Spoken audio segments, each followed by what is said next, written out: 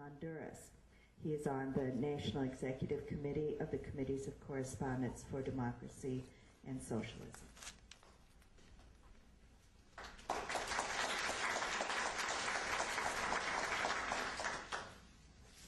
Some stuff to read, but before I do so, I want to refer to some of the connections between Berenice Carroll and people in Lafayette. I want to say at the outset that I was at that significant apocryphal Midwest Peace Studies Association meeting in East Lansing, Michigan, and neither Berenice Carroll or Clint Fink remembers my participation in that meeting. But I did present a paper there, a god-awful paper on Camus, Merleau-Ponty, and violence, and Berenice, as the good mentor, recruited it for publication in Peace and Change. And this, again, speaks to her mentoring abilities, but not necessarily her scholarly competence by accepting that paper. In the 1970s and 80s, not all of you were, not all of you were at the Founding Mothers meeting yesterday, but Berenice came to Purdue to give talks, and Virginia Woolf for the American Studies program, and to give a presentation before our American Federation of Teachers local, in the late 70s, early 80s, and was a major stimulus and support and inspiration for organizing women's studies here through the ideas that she mentioned. She and Clint came to Lafayette and Purdue in 1990, just in time for Gulf War I, and they have been active in our progressive community ever since. And I thought I'd just at least mention some of the groups that Berenice has been involved in, and Clint as well. The Lafayette Area Peace Coalition, the Progressive Alliance of Greater Lafayette. Berenice is an advisor to our anti-sweatshop group, POLE, or Purdue Organization for Labor Equality. She's a member of Committees of Correspondence for Democracy and Socialism, and she worked on the editorial board of Community Times. Oh, okay. Pardon, sir. Try that. Are you still here? Is that better? Oh, I don't care. Okay, I think I'll start over.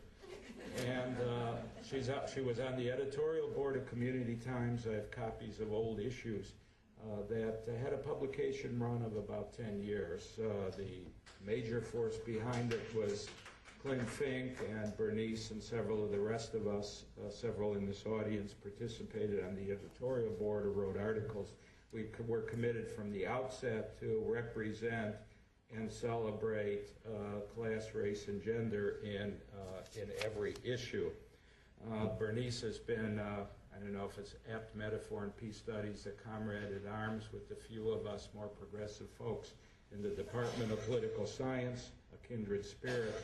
And last spring, when we had surprising resistance from a incipient right-wing movement against the visit of Cindy Sheehan, Berenice introduced Cindy Sheehan and grounded her in that tradition of women's peace activism over a 50 or 75-year period of time. So Berenice has had a long involvement in our community, as well as the older history that all of you have heard about. I'd like to concentrate and reinforce in parallel some of the comments of Bridget in reference to Berenice Carroll's classic article, The Cult of Power. I began this paper by talking about, from a tradition I'm sympathetic with, Marx's ideas in the German ideology, that the ruling ideas are the ideas of the ruling class, and I suggest that that admonition was important in 1972 and is still relevant today. And equally and in parallel ways, Berenice's article on the cult of power was very important in 72 and maybe even more important today. So see what you think about this. If we think back to the time when the cult of power was written and published in 1972, dominant paradigms in international relations, political science, and history continued to reify power as the central concept driving political analysis. The world was understood as one dominated by two superpowers overseeing two power blocks. The bipolar world was a particular variant of the state system that was created in the 17th century. The ultimate units of analysis were separate and distinct nation states. Since a few were more powerful than all others, which was always the case, international relations became the study of powerful states. The arms race of the post-World War II period concerned some analysts of international relations, so they fastened a peace research tradition that was committed to conflict management or resolution among the big powers. This scholarly lens on the world seemed increasingly divorced from political reality.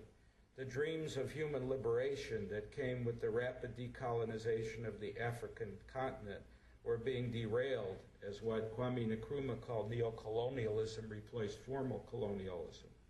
Gaps between rich and poor peoples and nations began their steep climb. Covert operations, military coups, big power interventions in poor countries increased. Wars ensued against peoples in South and East Asia, the Middle East, Africa, and Latin America. And multinational corporations were spreading their operations all across the globe, initiating the first great wave of outsourcing of production and jobs. For many Americans and Asians, the most wrenching experience of all of these manifestations was the global disarray brought on by the Vietnam War. In this historical context, radical peace researchers began to argue that our understanding of these phenomena required a significant paradigm shift. If we wanted to understand the world in order to change it, we needed to break out of the state-centric, great powers, conflict management conception of international relations. We needed to develop theories and prescriptions that helped us understand the world we lived in so that we could work on the reduction of the enormous gaps between human potential and human actuality, and therefore human violence. These peace researchers called structural violence, which we've heard about very well already, the difference between how humanity could live, secure in economic and social justice, versus how most people live. They, the radical peace researchers, asked questions about the structures and processes that prohibited the full realization of human possibility. Peace researchers also saw an inextricable connection between direct violence, or killing, which was the more traditional subject of peace research, and structural violence, which involved the institutionalization of human misery.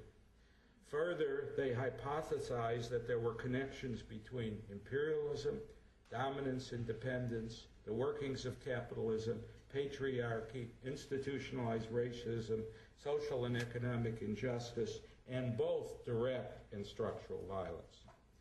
More specifically, radical peace researchers began to see that both direct and structural violence were the resultants of a global political, economic, and cultural system in which centers of power within and between countries controlled and exploited periphery countries and people.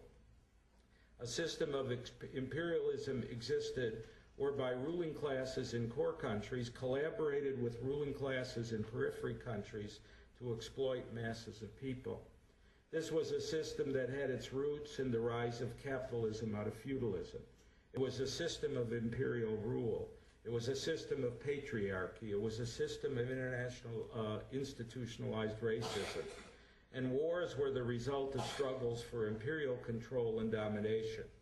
Radical peace researchers borrowed ideas from dependency theory and grafted them onto traditional theories of imperialism to offer an alternative paradigm to the state-centric, power-driven model that dominated the academy and political punditry. Enter the article on the cult of power.